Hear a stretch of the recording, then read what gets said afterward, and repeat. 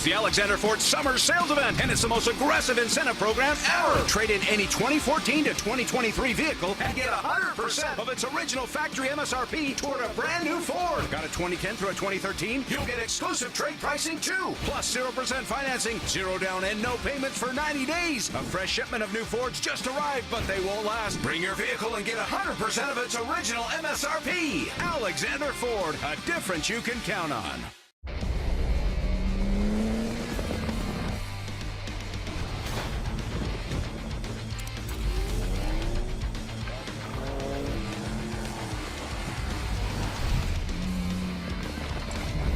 Grit beats talent every single time. Introducing the new BF Goodrich all-terrain KO3 tire. Legendary toughness made tougher. BF Goodrich, what are you building for?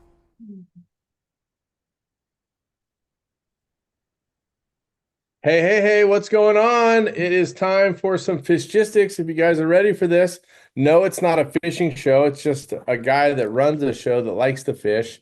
And so people call him Fish. I really am so confused by this, but he seems to be the most popular heavy hitter in our sport right now when it comes to communications.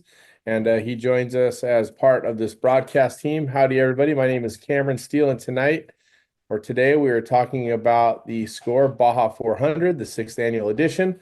Our host, Austin Fish Farner, is here as well. Austin, welcome, buddy. Yeah, thanks for hosting as always, Cameron. It's good to have you and Nate here, and Jose G is he's out on course right now, and he will be joining us shortly, we hope.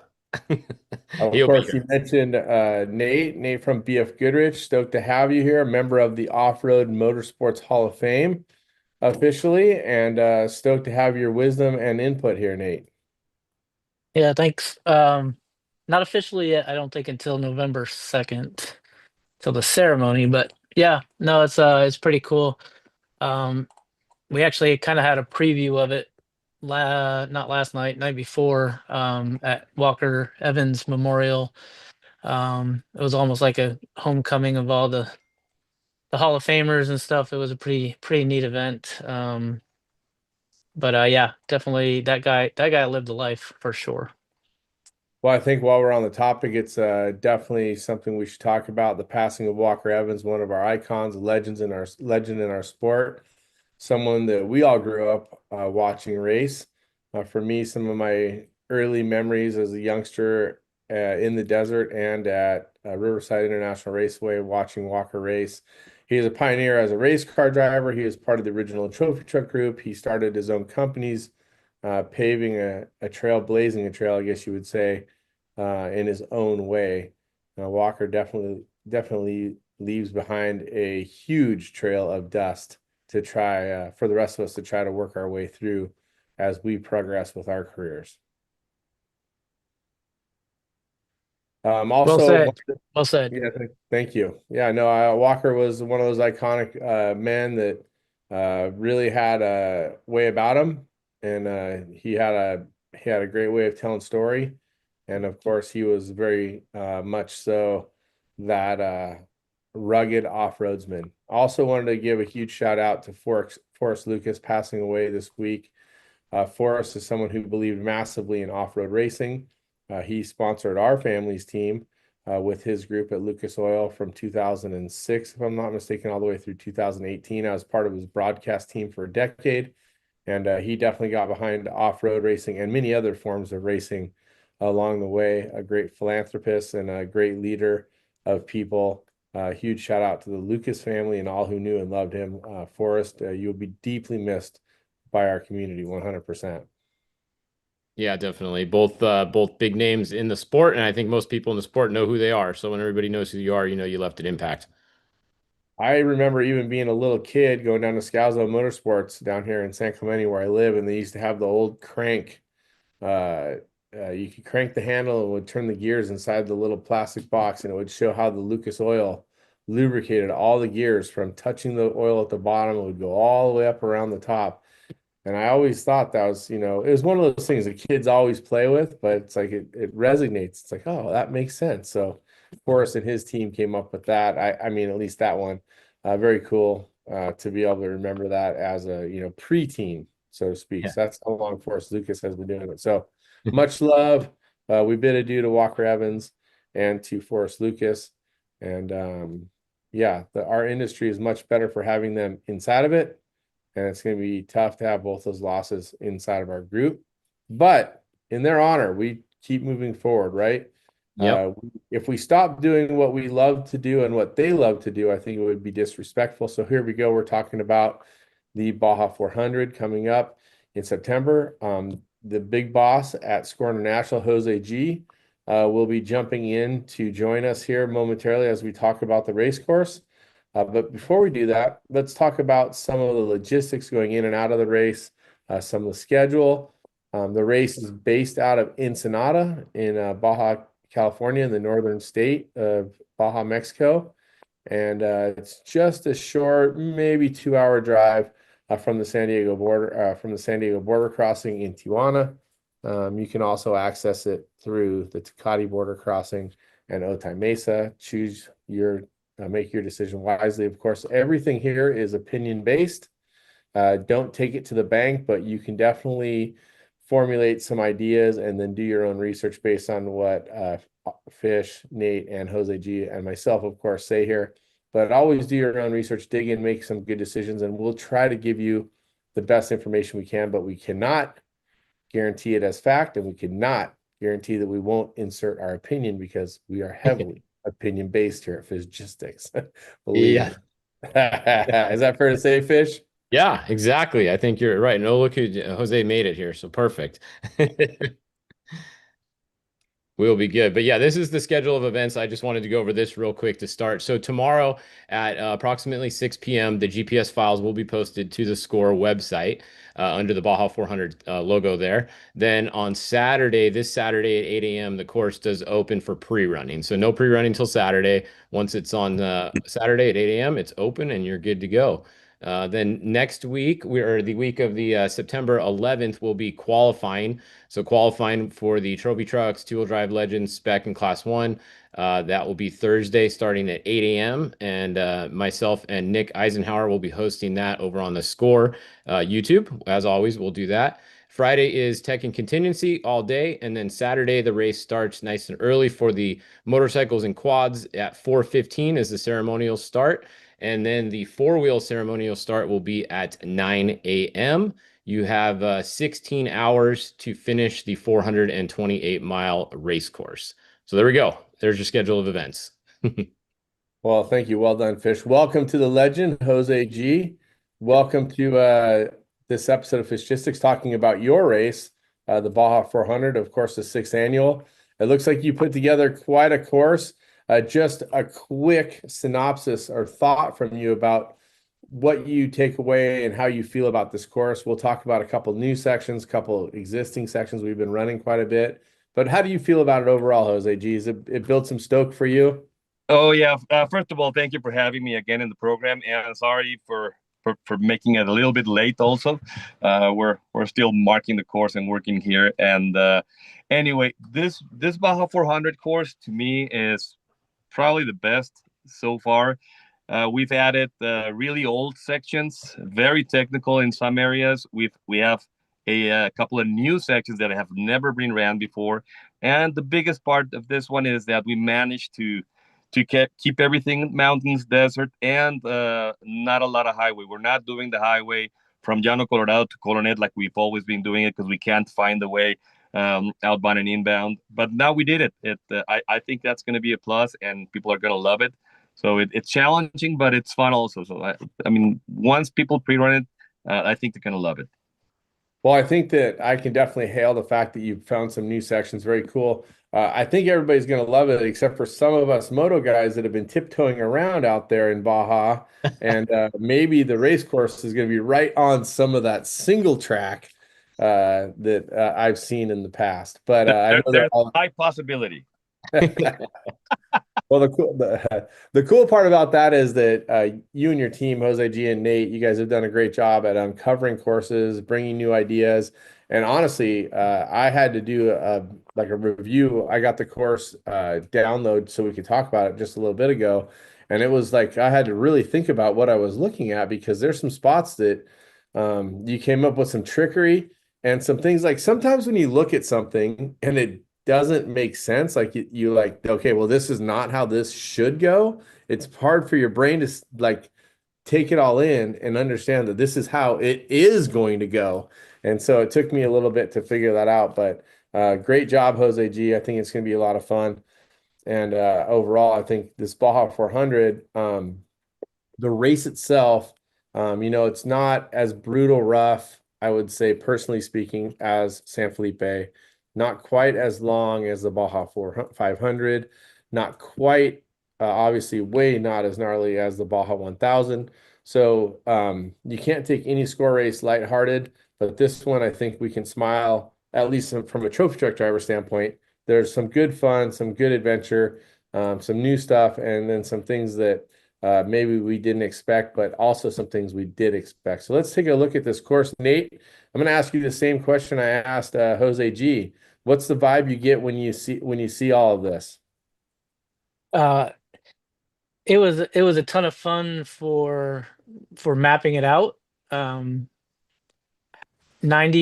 of the racers entered won't get the same course that Jose G, Roto, and I did a few weeks ago, because a lot of you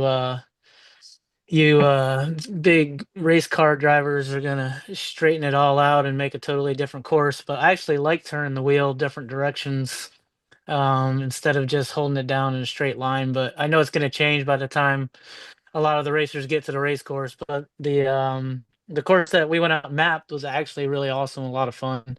And I almost wish we could put like a VCP on every single little corner to make you guys have to turn your steering wheel. But we get it. But I think it's gonna be awesome. A lot of really new cool stuff, and it was cool to go up in the pine forest again. So yeah, looking forward to it. I'll ask you a question follow up to that, as a good reporter might. What class or classes do you think is the most guilty of doing what you've been talking about there in your last comment? Without leading you, I won't specify any classes, but who do you think the parties are that are adventurous and looking at it with a different light sometime? I I Man don't. up, man up. I Go ahead. I don't Go go ahead. pre-running. I don't go pre-running. I'm not down there. I'm busy planning the pit program, so I don't know who's out there doing all that. I hear stories, but I have never seen what happens down there, so I can't Jose really G, say. Jose G, you want to comment on that? Well, it's pretty obvious, right? Yeah, I'm trophy just truck, trophy truck guy.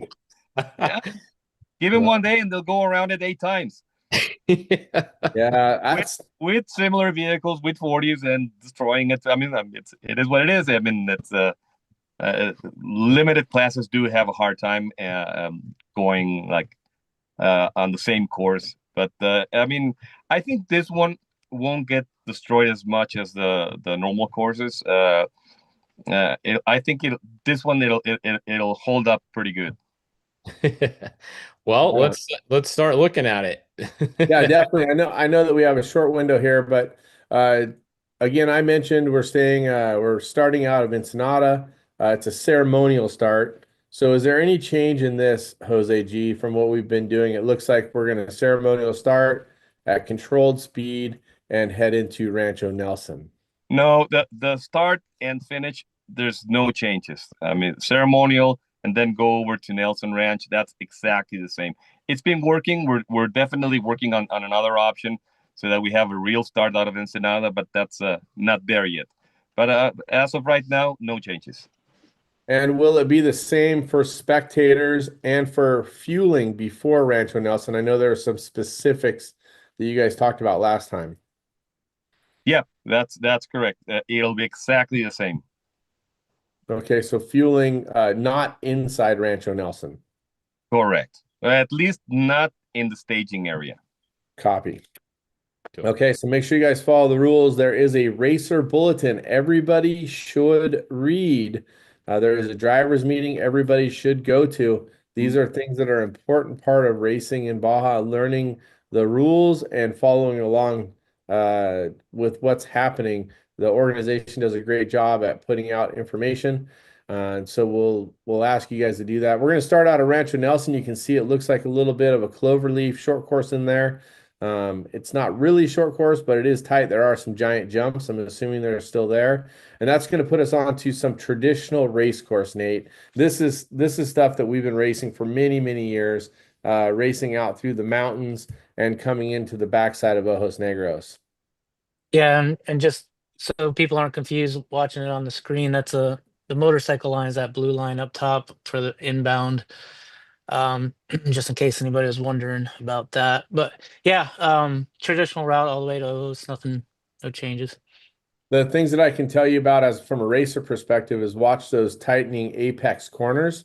There are some drop away ledges on the outside. Always do your pre-running and calculations. Watch for traffic in there. There's some ranchos when you're pre-running. Actually, the whole race course, we should mention, is always open. The locals do not make roads to nowhere. Jose G has been doing a great job of trying to put us on remote stuff. But remember, these roads are there for a reason.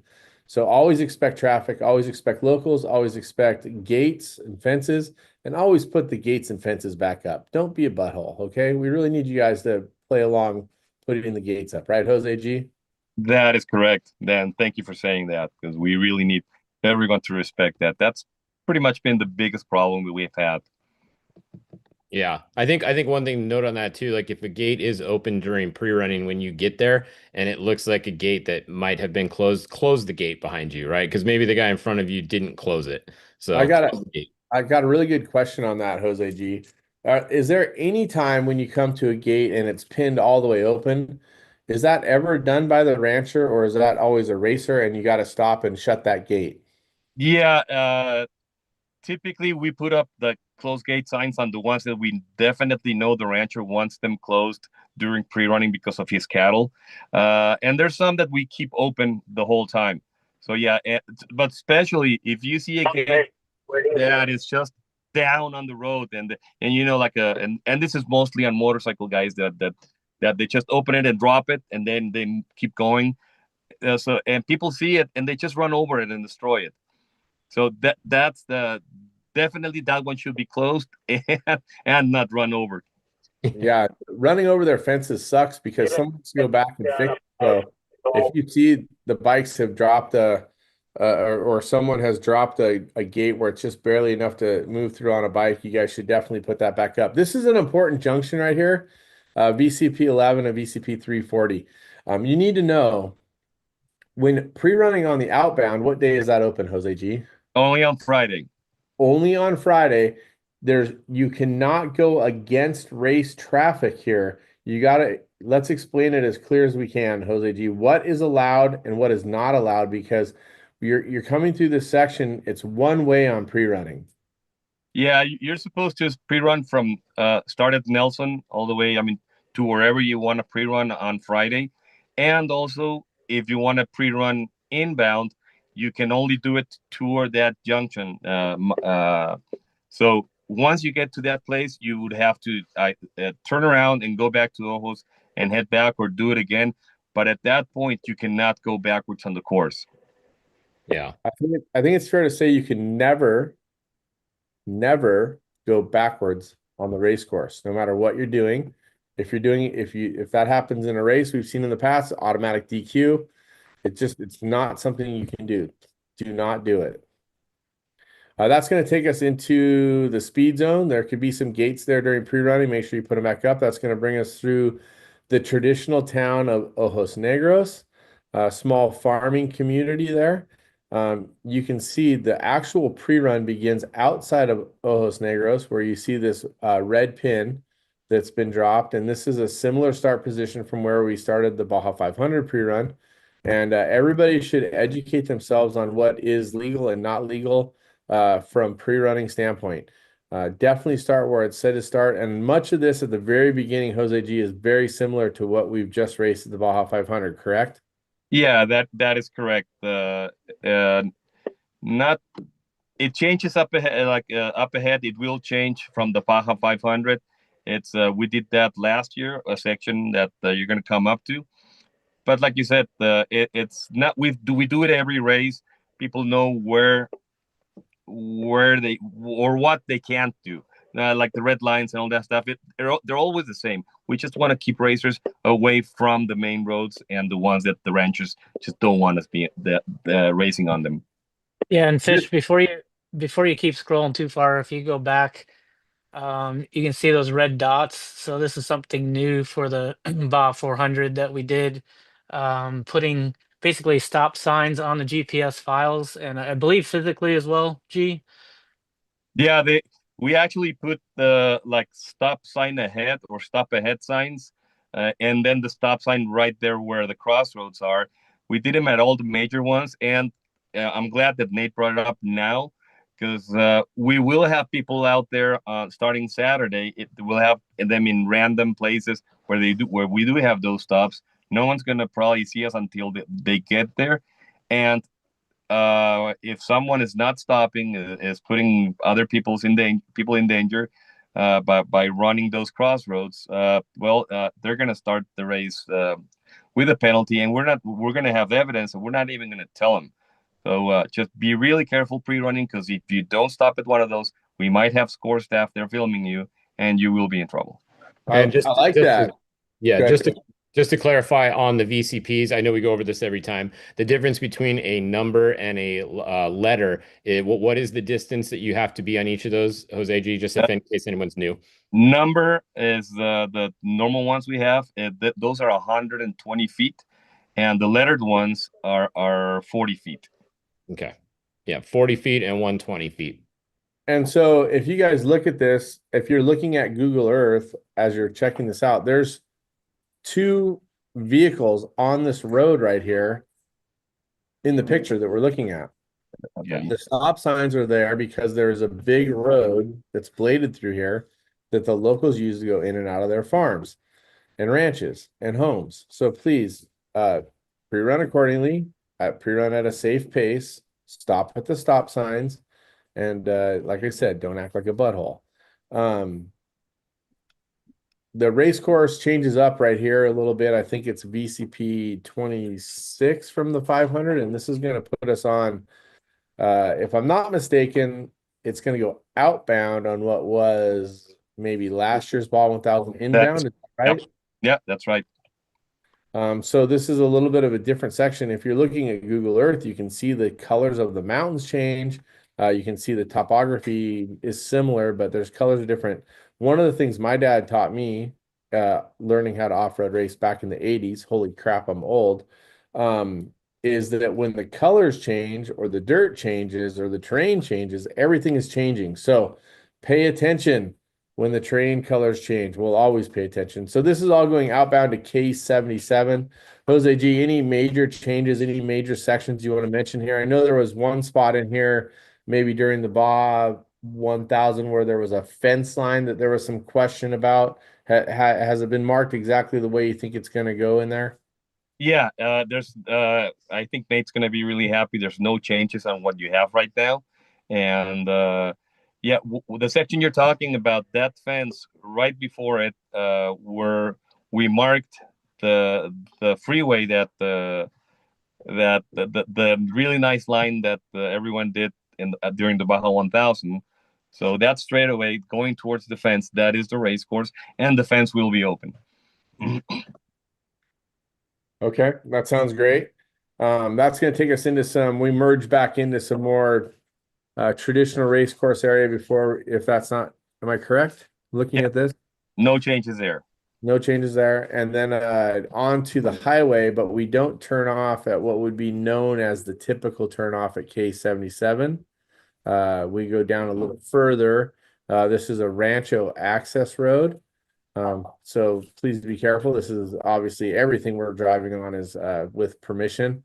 There's a road crossing in there, heads up. This is that tight back and forth between what looks like kind of like semi yuccas and stuff like that. Not a lot of room, not a lot of wiggle room in here, going down to VCP 55, race mile 70, and headed back up.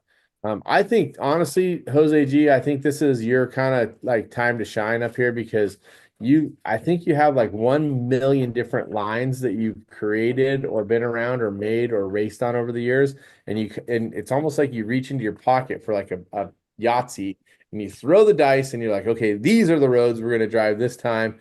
It's different every single time. And if I'm not mistaken, there's a brand new section that's in this section outside of what I would call between K77 and Independencia. Yeah. When you go up towards the pine forest, you'll see some really old stuff and some new stuff that is just awesome. And the first days of pre-running, people are not going to be super happy with their paint or with us because they're going to get scratched. It's really tight in some areas, but it's going to be super fun.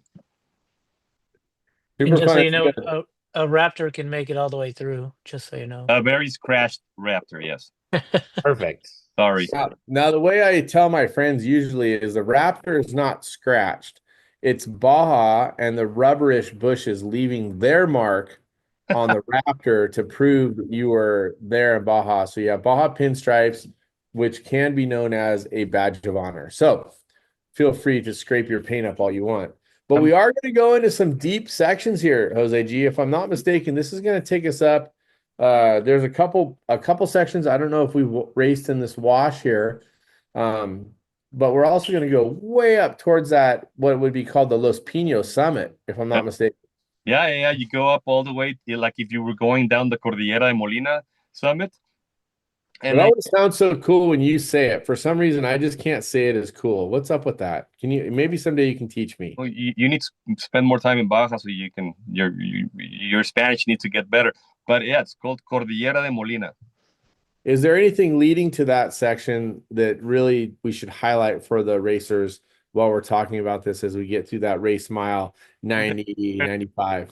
There's one section, and Nate can throw some light on it also, that we're deviating like left first from the original plot because there's not a washout. I think someone just went in with a tractor or something, and it's really dangerous. So we rerouted a section, and this time we actually did use ribbons and a lot of arrows just in case someone is on a motorcycle with no GPS. We made it super obvious for them to stay on the line that is a race course.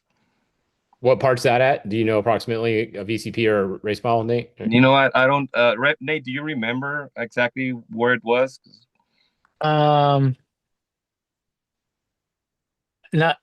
I can see it, but I can't think of exactly where it was. Did we put a danger there?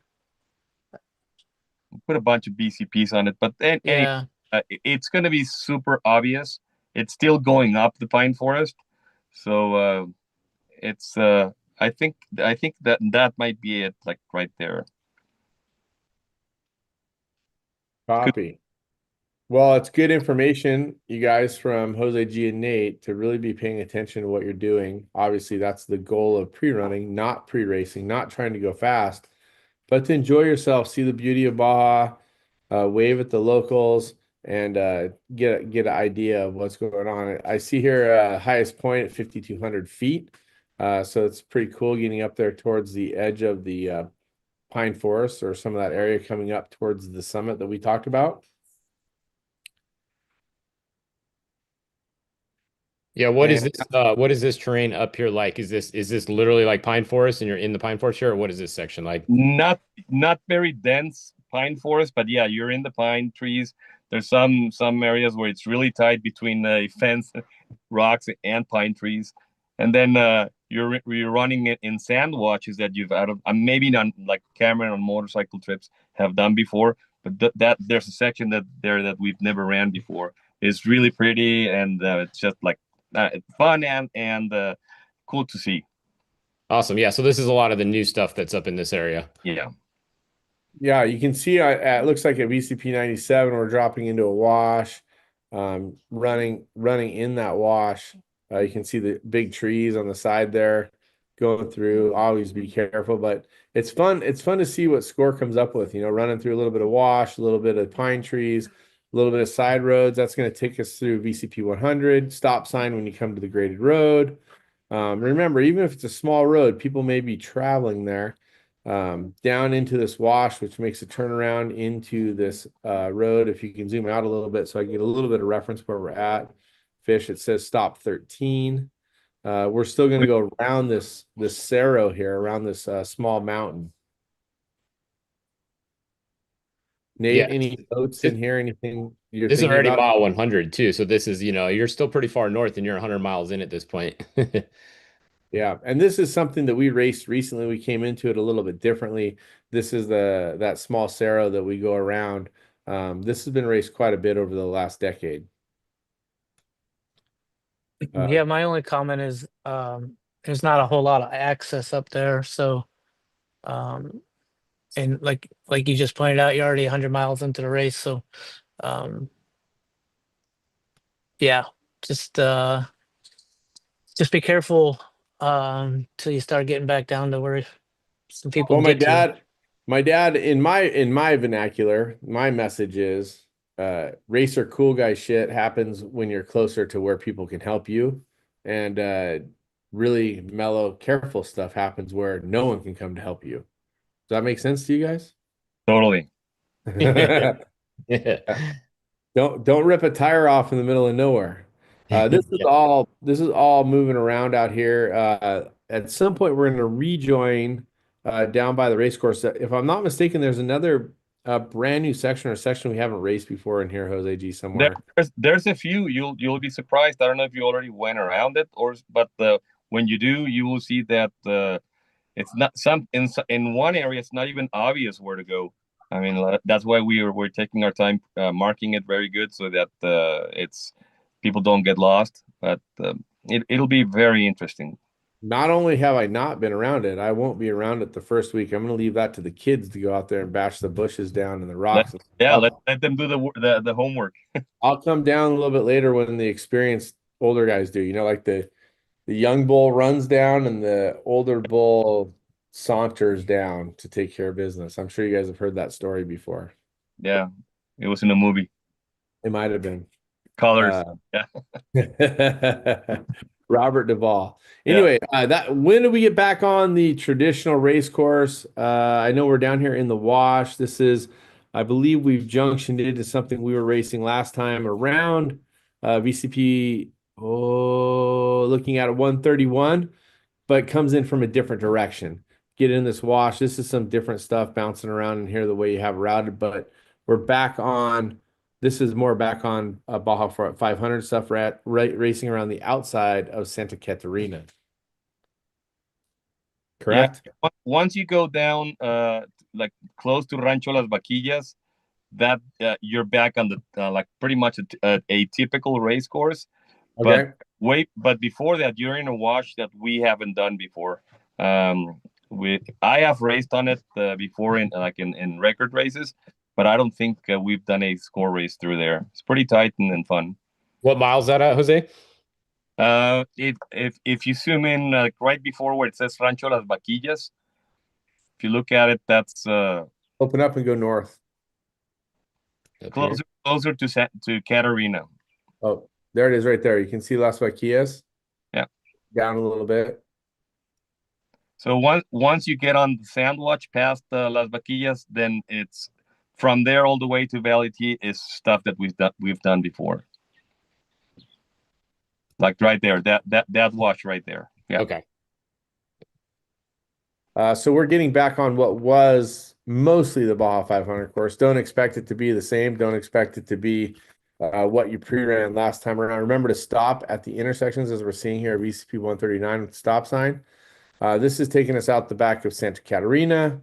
This is going to get us down towards the Hamu Junction. Go through Nuevo Junction, one of the most legendary spots in off-road racing, one of those legendary names. Down here, Hamu Junction. Now, this is where BFG pit number 1 will be. BF Goodrich provides pits for the drivers on their tires that sign up before the race. Nate, is that still available for sign up or is that closed now? No, it's still available for sign up. There's a link on the SCORE website in the Baja 400 section. So yeah, still available to sign up.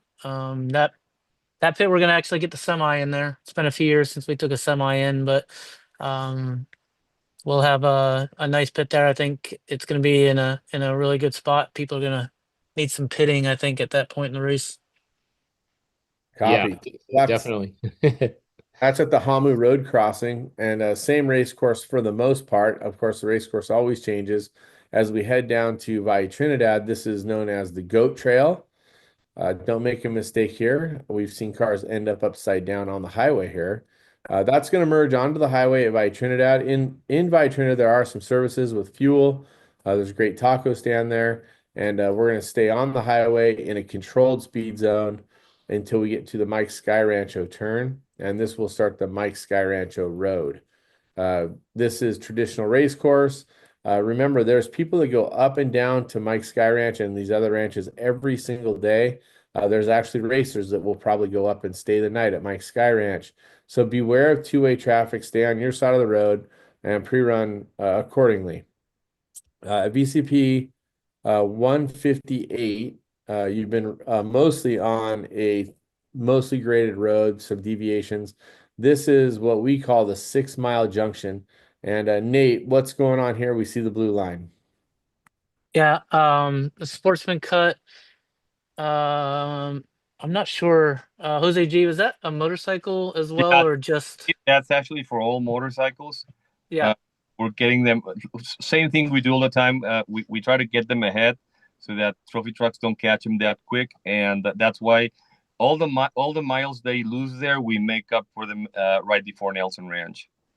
Perfect. Yeah. So all the bikes will be turning off right here. None of them will actually be going up. and the sportsman classes, all of them, like yeah. class 11s and 7Ss, those will take the 6-mile road all the way to Rancho Ramirez, so they don't have to go up to Mike's and do that really Do the rock crawling. Yeah, It's interesting. It's interesting for me to see the new sign there that says the 6-mile junction. It was always referred to as that, but I don't ever remember seeing the sign there. no, we all know it like that, but there's no sign. So there's no sign. I thought it said 6-mile there on the new sign. So that's the point where it's from there, it's 6 miles to Mike's. Yeah, you're right. yeah. So that'll take us up to $sign Hill up to the top as we head up towards Mike Sky Ranch. Remember, please be careful. In my experience, I've had 2 head-ons in Baja. I would like to think I was being careful, but I did have a head-on on this road. And so I just suggest everybody be very careful. This was 20 years ago, and it wasn't during a race. But I just wanted to let you guys know that it can happen to anybody. So yeah, the Mike's Road's definitely super crowded. I don't think I've ever gone up it pre-running without at least passing one car coming down it. Yeah, so the over-under is you're going to see 5 or 6 cars. Just be careful. Mike Sky Ranch, no real services there. They do have the ability to stay the night. They can serve you meals. You'd want to book ahead if you're going to go up to Mike's and stop there for pre-running. We've had some spectacular nights there. If you happen to stop there, you'll see some evidence of that both on the ceiling and on the walls. We doing it right, Nate? Absolutely. What's your favorite Mike Sky Rancho experience? We're trying to keep the show under an hour, so Oh, we're gonna miss that. Sorry. Okay, never mind. Hey, so Jose G, I love this part. Leaving Mike Sky Rancho, everybody, there is a giant rain rut. Jose G or Nate, you guys want to talk about that? Because it feels a little tricky going up the hill out of Mike's a little bit. well, you got a couple of options. I think we did normally we go left. We actually took the right option. The right option was actually not too bad at all. It's not as fast as you trophy truck guys, but it's definitely a good option for the more limited cars. Copy. So yeah, there's been some rain damage up there, you guys. Heads up, pay attention. This connector road from Mike Sky Rancho to Simpsons has that giant cliff on the right side. We've talked about that. There's also a hill climb. I'm assuming you guys, Nate, marked the best way through there for everybody. Yeah, and I think right before Simpsons, like I don't know, a couple of miles before Simpsons, I think that's the nastiest section. Not even the Mike's climb is as bad as the rain ruts before the Simpson cutoff. Those are really bad. Yeah, I agree. I saw that recently. Obviously, at the 500, there's a lot of big rain ruts out there. The junction at the top of the mountain, you guys, you're going to make a right turn. That's going to take you down into what's known as the Simpsons Ranch and the river crossing down here. I think we've talked about it over the years, but I've seen the river crossing at multiple feet deep. Be careful. Make good decisions if there's water there. Don't cross big flowing water. Hopefully we won't see that. That's going to take you down some of the traditional race course. Wait, hang on, hold on. I think we missed which one of these is Nate's turn. I didn't see it labeled on here. Uh, Is it this one or which If which you're- one is it? tell Cody to quit texting you. I just want to make sure it wasn't labeled on here. That was kind of weird. Hey, like we said before, I mean, it's I have to defend my friend Nate. It was a very sharp straightaway. I love that. I love that part about Fishgistics where we can just throw the daggers anytime. It's no problem. Okay, carry on. Mind yourself coming down the mountain. It's downhill and uphill, but there's some pace to be reckoned with here. Be careful. We're gonna get down to the section which has started developing maybe 12 years ago, maybe. I don't even know if it's that long, but making this left turn here into this section around the rancho. There's quite a bit of traffic and people around in here, guys. So really heads up. It's going to take you into what was bush bashing. It's become more of a race course now as we transfer over through these mountains. You'll see there's not a ton of ECPs, and the reason why is because there's not a lot of places to go. You'll be very lucky to make it through all of it as is. SCORE is here for the adventure of it all for all of us. Now you can see we're going to eclipse race mile 200, not quite halfway on the race, and that's going to bring us down to this Ejido or this rancho area. Leandro Valle. Say again? Leandro Valle. Leandro Valle. Yeah. I'm going to get better at this, I promise. And that's going to take you, it's going to be an out and back. You're going to make a hard right turn, U-turn back onto what's known as the Simpsons Road or the back way up to Mike's for some of us. Big road, be careful, be smart. That's going to take you down to where there might be some pits outside Valle Trinidad. And don't launch it there. This is not a jump. When you get to danger 14, if you're gonna jump it, please send your photographer first and then send me the video. And that would be appreciated. No matter how many people are waving you to go, go, go right here, this is a no, no, no right here. Do not do it. It has been done and it didn't end well. Yeah, you've been warned. In no cases it's end well. No. After that, you're like 2 inches shorter. Yeah. Yeah. So watch Danger 14, double, triple, quadruple cross that one. You know what's interesting about Danger 14 is that was my wife's trophy truck number. So I won't forget that because, you know, she's a little bit dangerous for me. I've been married to her for 27 years now as of last week. So that 14 is like I got to be careful of that danger zone for sure. And she's right here listening to me just in case she is. Oh, she wants me to get a number 14 tattoo, but 16 is the real number. That's all I'm saying. Jose, I got one question real quick. The big long road section through Valley T back here, what's the speed limit on that? Is that it's 30? It says 37. Is that correct? It's 37 all the way? 37 all the way. Okay, so 37 all the way to Mike's. Yeah. Okay. Mike's cutoff, yes. Okay. 10-4. All right, back to the course in Valley T. This is turning on to the crossover road basically here. Yeah, exactly. And one thing we did different now is that we actually at the meadow there at Cody's Meadow, we actually stay on the main road and don't. Just for clarification, Austin, at 184, you're turning on to the pole line road that's never been upgraded as far as I can tell. Then you're going to get to the road that Jose G's talking about because I know he's looking at his phone. There is where he's talking about getting on the big road. So this is what we call the grassy knoll. And Jose G, interesting that it's going to stay on the Calentura Road all the way across. Yeah. Let's we changed it up a little bit. There's that section of where the big trees are, where we've had some encounters and some rollovers there. So we're gonna let it pass for this one. Hopefully make it easier for yourself. What do you got? Oh, you got a picture? I like pictures. Yeah. Just a random picture along the way. Was I that don't know how many times I can say this, but It's a busy ass road. Me personally, I would never let any of my guys chasing or pre-running access this in the opposite direction. I don't think anybody should. Yeah, I There, mean, basically, this is the race course this race, so there will be no chasing allowed on this, correct, Jose G? Like you cannot send a pre-runner behind Right. your vehicle or anything like that, right? Just to Yeah, clarify. 100%. Yeah. I'm even talking about pre-running. This should be a no-go. No one should be going the opposite direction on this ever, in my opinion. Yes. Yeah. Yeah, but expect locals to do it. I mean, they have trailers with horses. A weird thing last week, well, actually 3 days ago, a semi truck went from Valley T to Llano, Colorado. How that was super interesting. So Did they make it? they had to use all kinds of trickery and things to get it across. Yeah, they made it. Wow.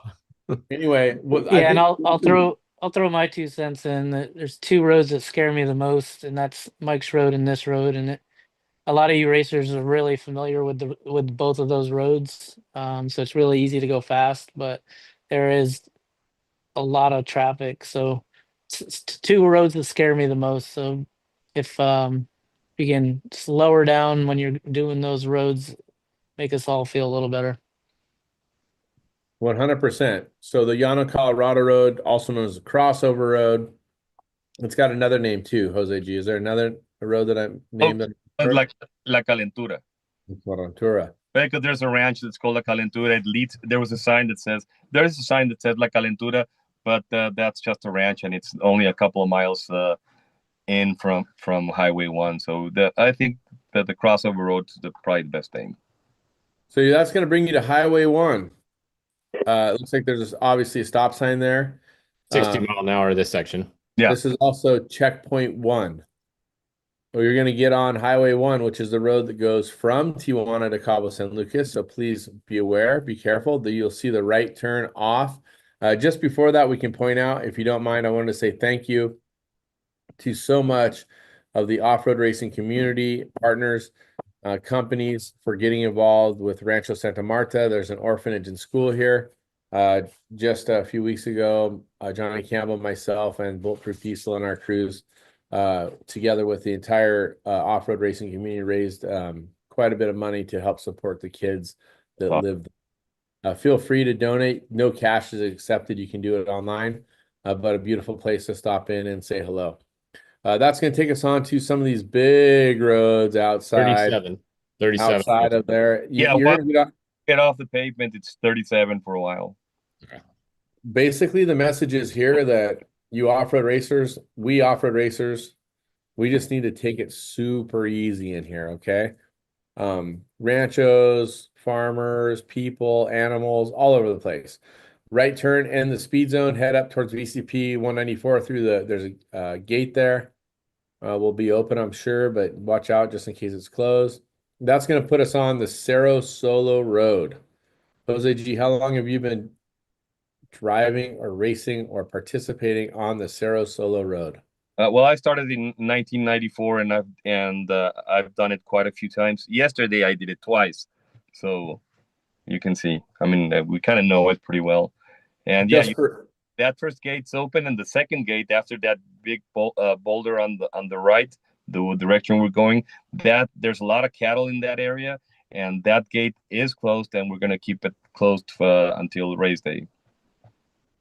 Nice. So everybody remember, put the gate back up. Be respectful. Be aware it's coming. Cerro Solo Road is going to take us out towards the coast. The temperatures will hopefully drop a little bit, be a little bit cooler. That's going to take us out to a hard right. This is known as the red dirt dog shit, is what I like to call it.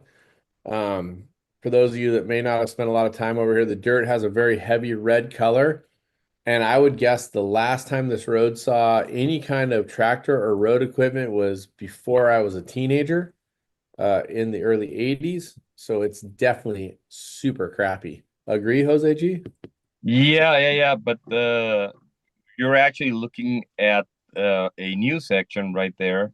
Yep, right here we are for sure. Yeah, and that's a highlight to me. I love that road. It's going to be super fun. Go back a little bit, Austin, where we can see where it junctions in right there. But Jose, do you want to highlight where this changes a little bit? I think it's at Which part? maybe VCP 198. Yeah, it's actually right there. We keep yeah, exactly right there. That's where we start that new section, and You it's can see that right there, right next to it, just after. That's what we call motorcycle line, just saying from single track, but that's not the race course. The race course is going to go through the sides of that. I don't mean a motorcycle line for the race. I'm saying we used to ride dirt bikes on that. yeah. The race course does go over one of those lines a little bit, not a lot. And this is around the backside of this old farm. Haven't seen it farmed in a long time. There's a junction up at the top, going to bring you back down. This will be some familiar area, but really different. And I don't think, Jose G, that even on a dirt bike have I ever ridden No, from I 05 to whatever that 208. This no, looks all new. all new. You've never done it. I love it. I love the way you do it. I love the way that your passion finds these routes and different things. Now, I will say that I've ridden from VCP 207 down into that wash and ridden that wash. In fact, just 3 weeks ago, I was in there. And So you, that's say that again. so Wait, you is that considered cheating, Jose G? Is that cheating? well, no, yeah, no, but yeah, It would be cheating if I knew it was a race course, but we weren't there for a race course crap. We were there riding our dirt bikes. and you saw a new road and you followed it. It was awesome, right? It's actually pretty interesting in there the way it's changed over the years. But I do think it's cool that you guys have come here. This is in my humble knowledge, I think this is the first time that SCORE has ever gone in this section. 100%. Yeah. There's a rancho down in here, you guys. Be super respectful and cool. It's going to actually junction you back up behind the rancho where there's a plowed area. Right here, we're looking at VCP 211, 12, 13, 14 around that plowed area. And that's going to put you up into the hills. And at VCP 217, it wasn't that long ago that we were racing the opposite direction into here, maybe a couple years ago, Jose G. Yeah, and a section is also, I think, from the Baja 500. So Sorry, I didn't race the section at the Baja 500. Dave Mason Jr. did this for us, so I'm a little bit unaware of where the race course went over there because I didn't pay any attention. to the little farm area there where they have all the squashes and everything. So we're trying to respect them because they're producing right now, and the dust really affects them. So we're going around them. Yeah, we were down. Well, we'll talk about it later when we get to VCP H and I. But this section going out at VCP 217 across the hills, this is all different stuff I've never seen before. That's going to take you towards Colonet, and then we're going to get a junction onto what I call the slot car track. It's like a slot car of whoops and bumps and like zigzagging through the coastal agave. Race course that we've done a number of times. That's going to bring us down towards race mile 280. Anything different? I didn't see where you didn't go over there, Fish, but over by where where it transfers back over. No, nothing too crazy over there. That's going to bring us down to where the BFG pit has been a number of times at what I call VCP Cody 223. That's Cody's birthday, and my navigator. And I think we actually missed mentioning where BFG the second pit was going to be. oh, did we miss the second pit, Nate? Yeah, that was okay. He Yeah. was kind of circling Oh, there over it it, is. but There it is. yeah. So it was the Jose and Roto didn't really factor in pit mileage is really super great for this one, so we had to push this one as far as we could. But yeah, it's right there after you go through that 37-mile-an-hour zone. So we'll be out there waiting for you. Copy. Sorry we glazed over that. I didn't see it, Nate. My apologies. And thank you, BFG, for taking care of so many of the racers. As we said, at VCP 223, you're basically making a U-turn very close to the San Antonio Del Mar Road. We call it the Johnson Ranch Four-Way. This is actually the Johnson Ranch here at VCP H. they're actually taking produce, as Jose G said, in this area right here. So you guys, during pre-running, try to be super respectful. There's a lot of people in here. There's people that are out there camping and working. This is that tough silty hill with the edge, race mile 28.5 going up into there. This is like super rock. There's two zones that are crazy rocks. One time, last like 3 years ago, I blew my drive shaft out of my truck and left it behind the car. It was an epic picture. Jose G, there's some different stuff you've come up with in here as well. We're racing on traditional race course.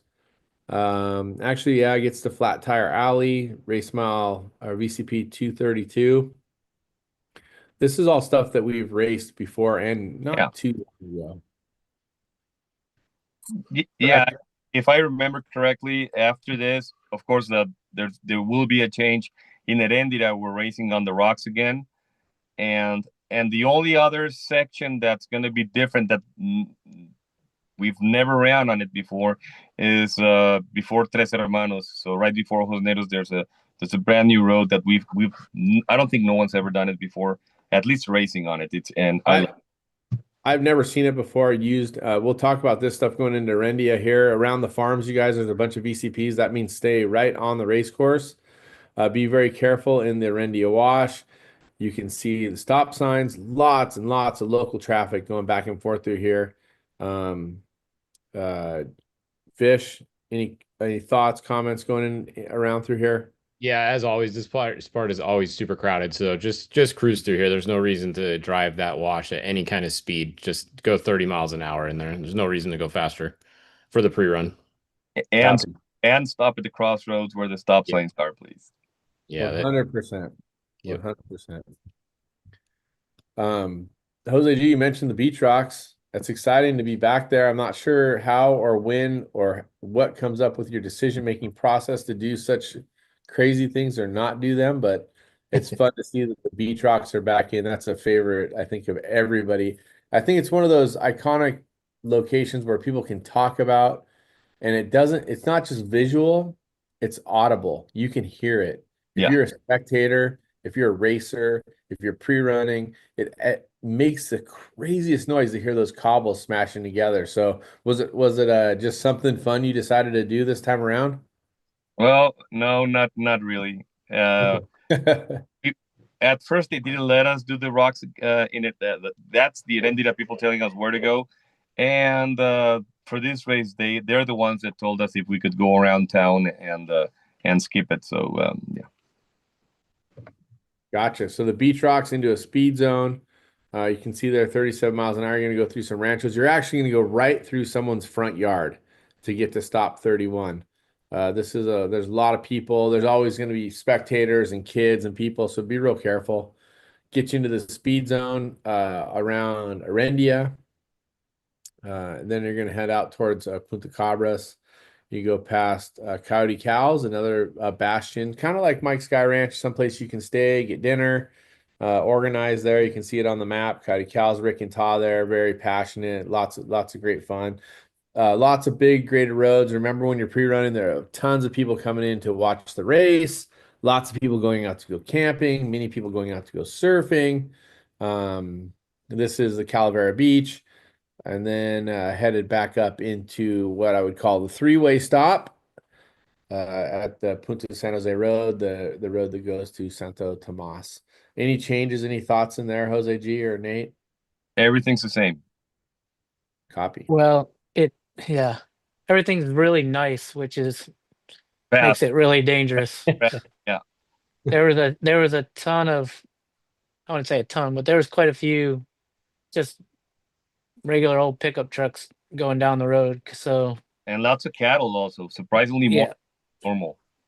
Yeah. I always say my over under on that Santa Tomas Road is 7 vehicles. We'll see 7 vehicles opposing from that turn at the Punta San Jose junction. So you guys just be real careful, smart, do the right thing, pre-run with good pace, and be respectful to locals. That's going to get you onto Highway 1 once again. It looks like a speed zone 60 miles an hour up the pavement. Is that correct, Jose G? Yeah, that's correct. And from there, it's pretty much the same. And that section, that's probably where you're going to find more gates to open and close than all the race course together. I don't know how many we counted, Nate, but there's at least 10 or 12 of them. In this section here, the Japan section. Yeah. Huge shout out to Juan and his family at Acambaro there in Europan, Ejido Europan. Along the highway, we'll make the right turn just past this place. If you are looking for food, beverage, ice, whatever, they're super switched on. Great family. If you have the opportunity to stop and say hi, he's got some stickers he'll give you that says every day is a holiday. Maybe with some more colorful wording in there, but he's a great part of our off-road community. As you said, much of this is very similar what we raced. I wanted to highlight a little bit of new stuff. Jose G, again, you've outdone yourself, and Nate coming up with stuff that rocks our world. You guys will see there's a big change here at VCP 295. In the recent years, we've gone around this loop, which would be making us turn to the right off just after 295. But you can see your VCP 296 is going to take us up to the top. And we're going to run those kind of big rollers along the edge of the hillside in the opposite direction. I know we've done it this way, but it seems like the last couple times we've been there has been the other way. Yeah, and before you get to those, just so you know, SCORE made getting there a lot nicer. So some of those roads have been graded. Oh, gotcha. Because they were getting pretty rough, but yeah, so getting there's a lot nicer right now. Give it a couple days. Yeah, right. That's going to take you down to the news section. Jose G, where did you find this? How did this come about? Is this something that you just kind of were looking for something different and decided to drop around these mountains? I mean, this is there's some pretty substantial, it looks like mountain pass. I've never been in here. This is totally unknown to me going into the backside of Tres Hermanos. My second favorite road of the whole course is that. And I've seen that road before, of course, just on Google Earth, and I mean, I never even tried to get permission because I thought it was going to be impossible because it goes through a couple of really cool ranches. And actually, the person that owns Rancho Pedregoso, which is down that hill, he's the one that told us we could do it. So we went ahead, and I ran it, loved it, and we just made a little change right before ranch. They opened the fence and ran like a D4 bulldozer there so that we didn't go super close to their ranch. But it's just beautiful, and the road's fun. It's fun to race on, and it's just different. Very cool. I anytime we go on something different, and anytime we go around this big green mountain right here and into some new washes, I'm a big fan. I love it. Thank you, SCORE. Thank you, Jose G, for the effort.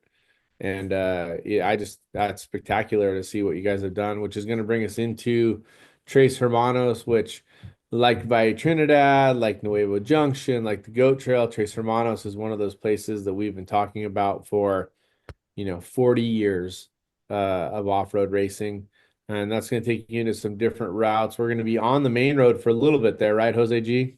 Yeah, we'll be on the main road, just a little bit past Tres Hermanos Road. And if you zoom in like really close after Tres Hermanos, we're actually off the main road into a new, we opened up the wash there so that we didn't have to run on the graded road. And we just cross it and go back on the race course, on the typical one. Gotcha. That's fun. I love that. I know, Austin, you went past it a little bit. That's okay, but we understand you're getting us off into the wash. Some good boulders in that wash, huh? That's going to take us back up. You can see the VCPs keeping you on the race course up past this Rancho. There's a stop sign here at 39 at VCP 319. You guys remember, always pay attention to the stop signs. That's going to bring us back closer to the outbound and inbound. Get kind of close together, but not right on top of each other. Yeah, Senor Kevin, if you permit me, I actually have to bail out. Okay. I don't know if you guys have any questions that I can answer right now, but I do have to run. So No sorry problem. that I can't stay for the end of the show. But I don't know if you have any important questions that I can answer. or am I allowed to continue?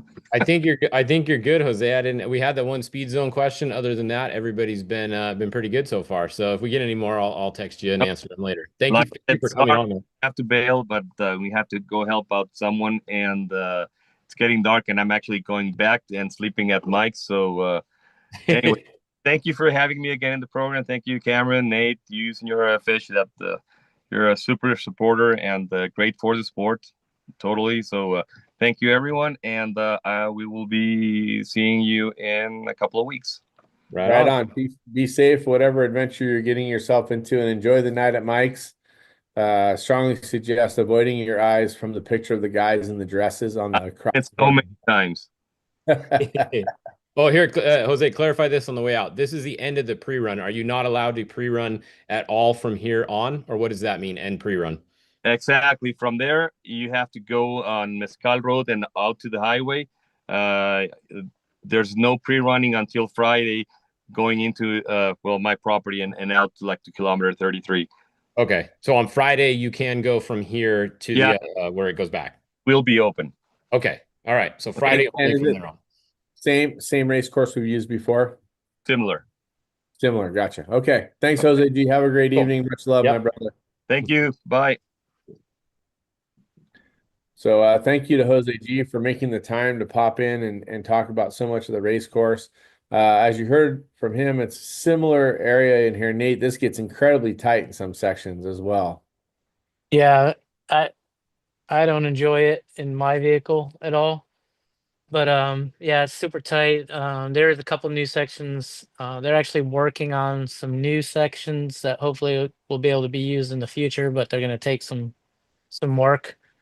But yeah, definitely, you haven't reached the finish line yet, even though it looks like you're close. Isn't that? It's crazy that how close you can feel like you are, but how far away you really are. Giant boulders, lots of rocks, tricky sections out here, you guys. Just be super careful. At some point, getting my bearings, we're gonna go up. We cross at VCP 336, I think, cross the Highway 3. Yep. Or I'm sorry, 337. I'm not even sure which VCP it is. Speed zone there. This is going to climb the mountains. We're going to go up into the backside, coming around the outside of Ojos. Remember, only, never go against traffic. That's going to put us back on the outbound race course. Yeah, so Friday, if you are pre-running this last section on Friday, when you get to here, you need to turn right and go this way. You cannot continue going straight past here on Friday. Never go opposing traffic. Never. And thank you, Fish, for pointing that out. This inbound, no one will be able to pre-run it going that direction. It's going to bring you back into Rancho Nelson. Just to point out again, in case anyone wasn't here earlier, the bikes will be doing the blue line back in right here. So when you get here on the bike classes, you will be going right here and you will follow the blue line back in, and that will be your finish. Yeah, and that basically gets the mileage back to even with the four-wheel drive cars, four-wheel vehicles, after their shortcut there before Mike's. Perfect. And that's going to bring you into Rancho Nelson, where timing will end. You will need to drive your race vehicle back into town. Correct, Nate? Same procedure. Correct, but you can stop and get tacos. You can get topped off with fuel. Don't run out of fuel. There's no real the timing stops, so do what you need to do to get to the finish line. But from what I understand, you must cross over the ramp in order to be officially counted, even though the timing stopped. Copy. Have to get all the way into the ceremonial finish, and that's going to wrap up. It's interesting when we talk about sometimes the Baja 1000 is the entire peninsula, and it can be arduous. But you think about this race course. I was talking about it earlier, being shorter than the 500,000, but man, there is a lot going on in this race course. Yeah, it's definitely cool. I mean, it's cool to see the new sections too. It's not just the same thing as the 500 shortened a little bit, like some people thought. There is new sections, and there's only so many roads you can go on down there. So of course you have to use some of it, but it's cool that it's not going on the highway for very long. It does have the Valley T section that's there. There's no way around that really, but I think it's a cool course. People are going to have fun. Nate had fun in his Raptor, right? Mm. Parts of it, yeah. Oh, Nice. poor Nate.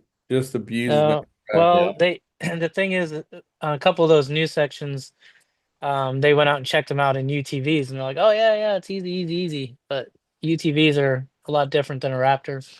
And then the one section that they bladed, the blade was about 6 inches narrower than the widths on my truck.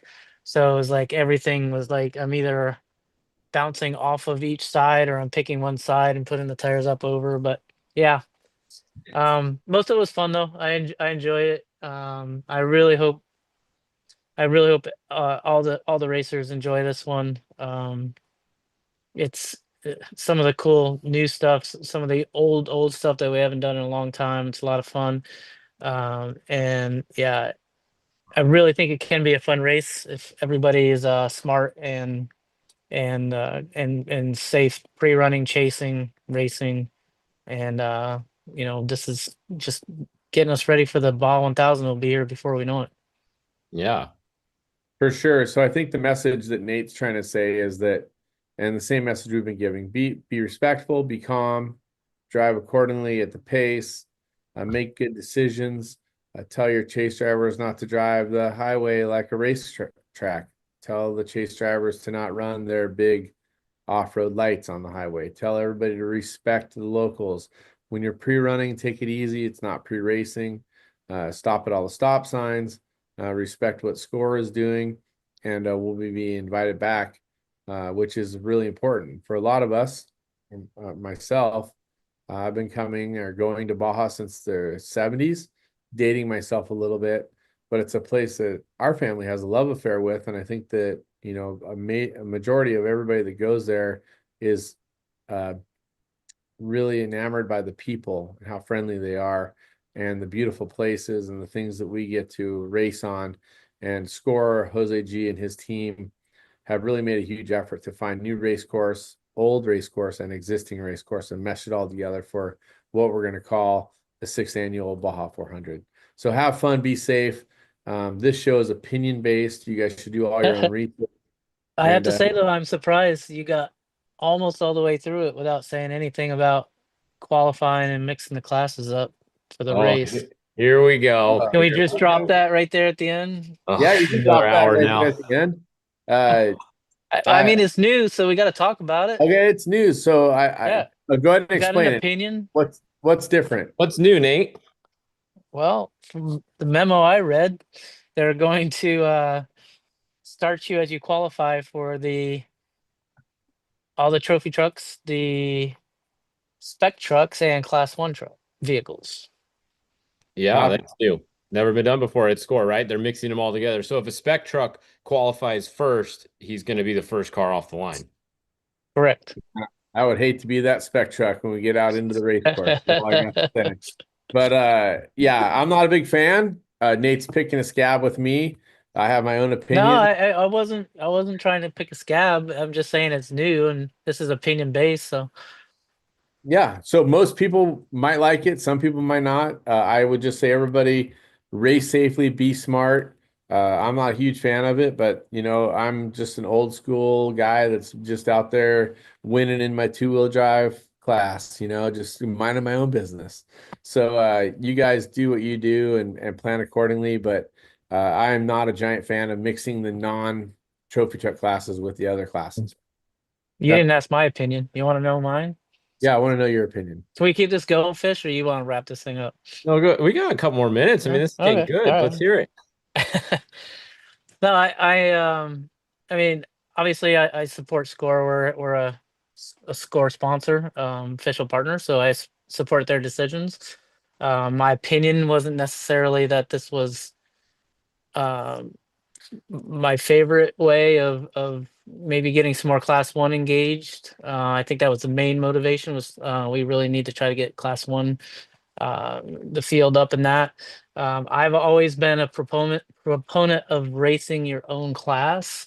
That's just my opinion. Um, and that's across the board with all the classes.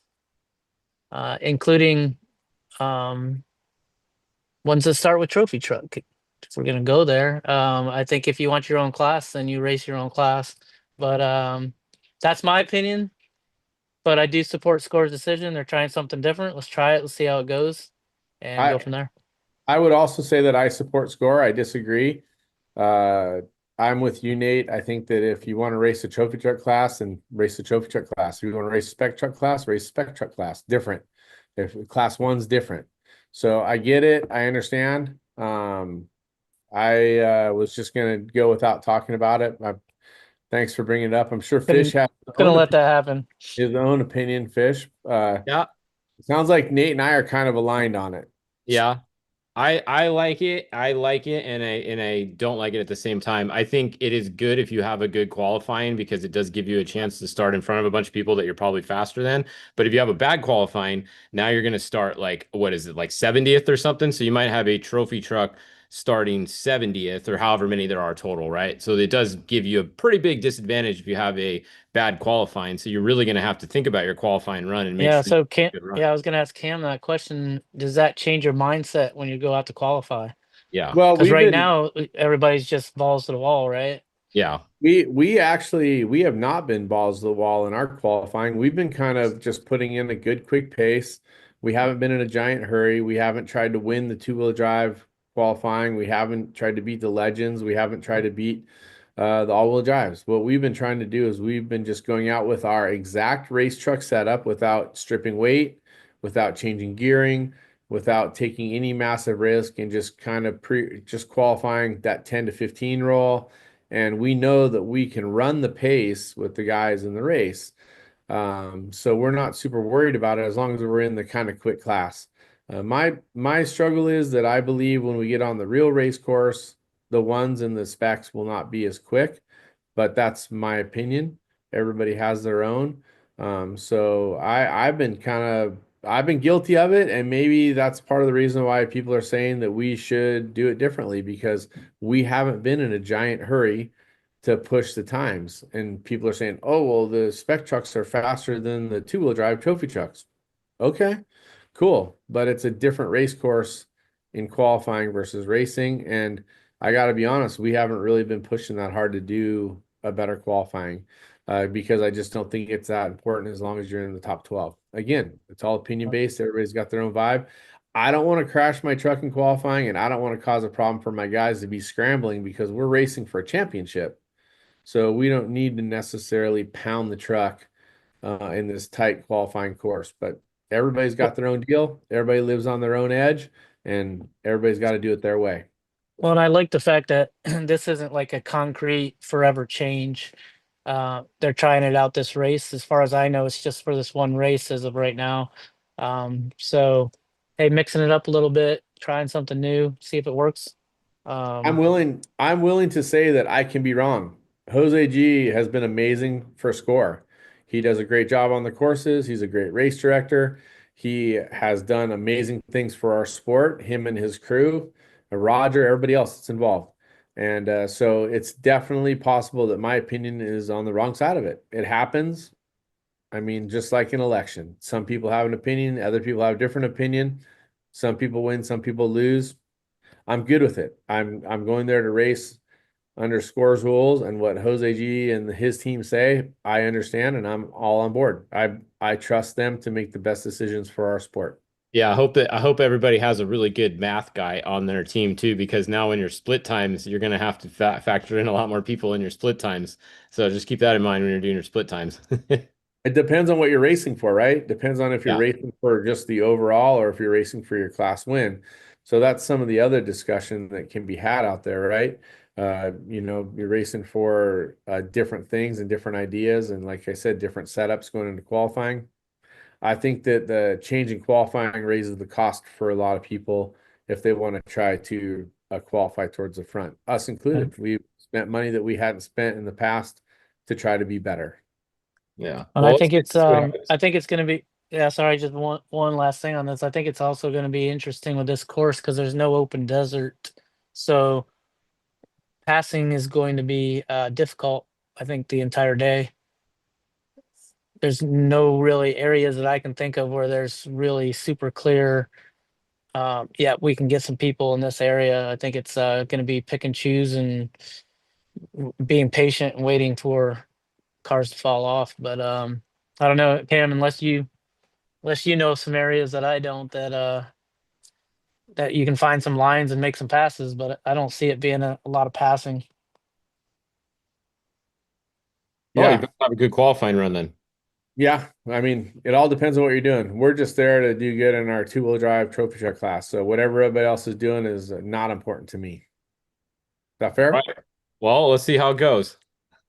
Again, I agree with SCORE, trying something different. Okay, let's try it and see how it goes. I wish everybody the very best. I wish everybody great safety. I'll tell you, everybody make good decisions, both driving into Mexico and driving out, as well as everything you do down there. We're guests in a foreign country. Be respectful, act accordingly, pre-run and race accordingly. Remember, it's just an off-road race. If you think it's a bad idea, it probably is. That's my word that I always like to say. And Fish, it seems like it's going to be an exciting race. A lot of great teams Yep. coming back once again. SCORE has definitely the corner on the unlimited truck market of racers. Yeah, no, it's going to be fun. It's going to be fun to watch and tune in starting next Thursday. Like I said, me and Nick Eisenhower will be doing the qualifying for you guys over on the SCORE channel. And then on race day, I'll be doing the hourly updates like we always do. And then SCORE will have their show too. So tune into both of those. And good luck to everybody in the race. For sure. Any closing thoughts, Nate? Nope. Now that you pulled the pin and dropped the grenade in the conversation? Drop. No, I just wanted to get it out of the way so we can go racing. Yeah. Well, here we go, you guys. Everybody All be right. safe out there. Be smart. This is opinion based. Do your own research. If you have any questions, message Fishgistics.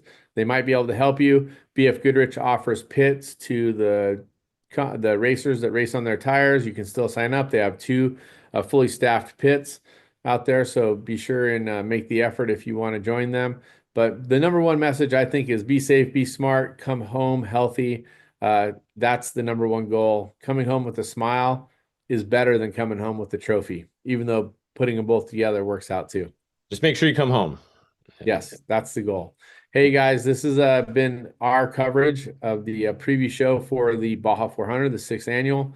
Thank Fishgistics and Fish for having us all here. Thank you, Nate Hunt from BF Goodrich, representing well for the brand and for putting the race courses together. Thank you to Jose G, who I think has more passion than any racer out there. He wants it to be the best of the best, and he has done a great job at putting SCORE in a really bright light with a lot of people, a lot of racers. So thank you to Jose G and the SCORE team. But that's going to do it for this episode of Fishgistics. Anything closing, Fish? Nope, that's it. We'll see you guys at the races. Right on. Nate, thank you very much for being here. Fish, thanks for having me. And everybody, God bless. Be safe and have fun. See you guys.